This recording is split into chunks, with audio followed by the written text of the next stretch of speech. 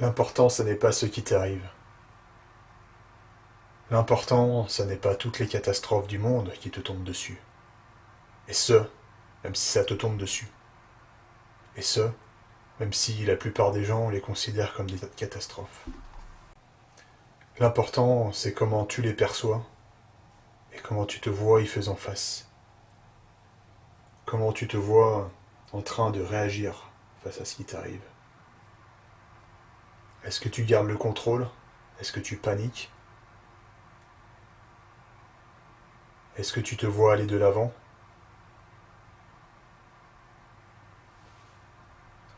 Ne force rien. Ne cherche pas à écrire l'histoire à tout prix. Laisse-la s'écrire d'elle-même. Ne tire pas à bras tendus. Desserre les dents et va là où le vent te porte, tant qu'il te porte vers la satisfaction personnelle et te porte toujours plus loin sur le chemin de l'épanouissement. Prends ton temps pour vaquer, pour vadrouiller, pour explorer ce qui te fait envie.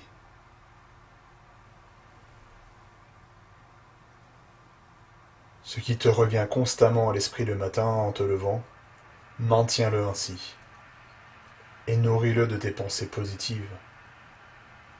Et en retour, laisse-le t'apporter l'énergie créatrice qui te fera déplacer les montagnes et franchir les obstacles insurmontables pour ceux à qui ton objectif paraît farfelu, invraisemblable, infaisable, impossible.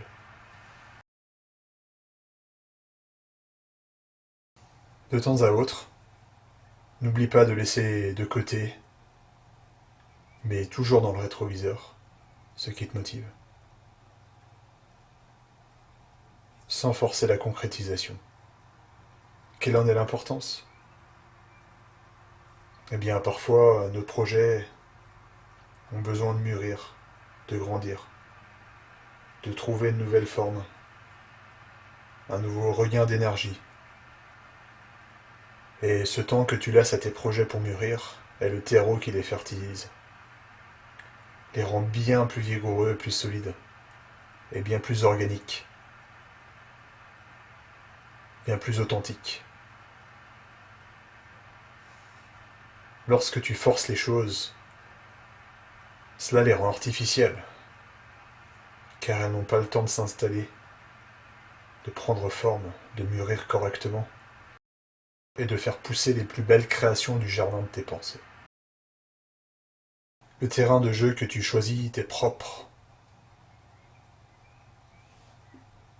et s'il n'est pas beau pour certains, cela n'a aucune importance, tant qu'il t'offre une source de jeu intarissable et inépuisable. À ce moment-là, un minuscule terrain devient plus important que l'univers réuni. Choisis le terrain. Lorsque tu as l'idée qui t'intrigue, sème les graines de ce projet, puis arrose-les fréquemment et observe-les.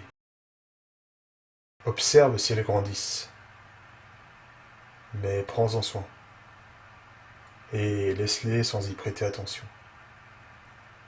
Observe la façon dont elles se comportent. Le plus important dans tout ça est ne pense pas trop, ne réfléchis pas trop, ne te demande pas de quelle façon les choses vont évoluer, quelle tournure elles vont prendre. Non, très simplement, commence quelque part. Fais, agis. Trouve un début et lance-toi. Lorsque les racines auront pris et que les graines auront germé, le temps que tu consacres à tes projets n'aura aucune importance, ni le nombre de tentatives, ni la façon dont tu t'y prends. Les minutes seront des secondes, les heures des minutes. Tu ne tiendras compte du nombre d'essais que parce que ce sont eux qui t'orientent toujours plus précisément sur le chemin de ton objectif. Une fois que la graine de l'envie est dans ta main, Offre-toi à elle en entier, et tu n'auras pas besoin de réfléchir et de remuer la terre pour savoir où planter et quoi planter. L'énergie circulera sans interruption, comme un torrent de printemps.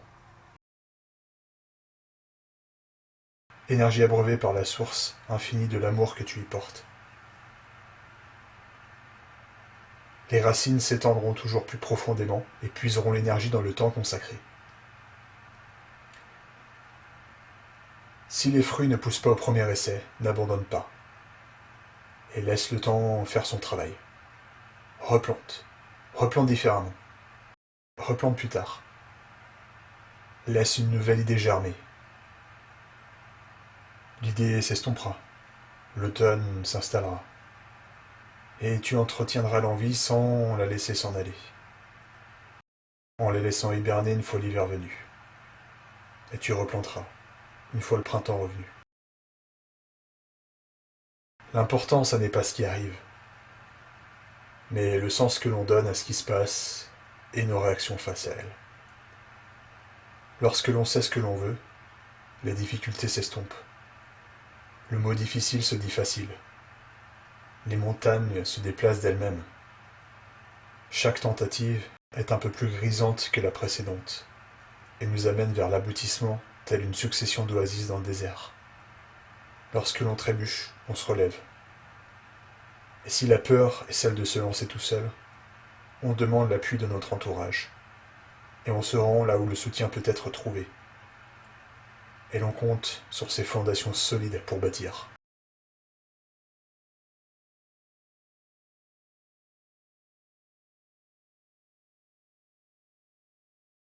Pour arriver sur la pente ascendante se grimpe grâce à l'envie et par tous les moyens propres à chacun.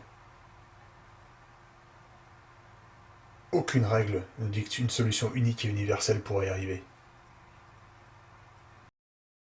Maintiens l'envie, en la couplant avec l'état d'esprit,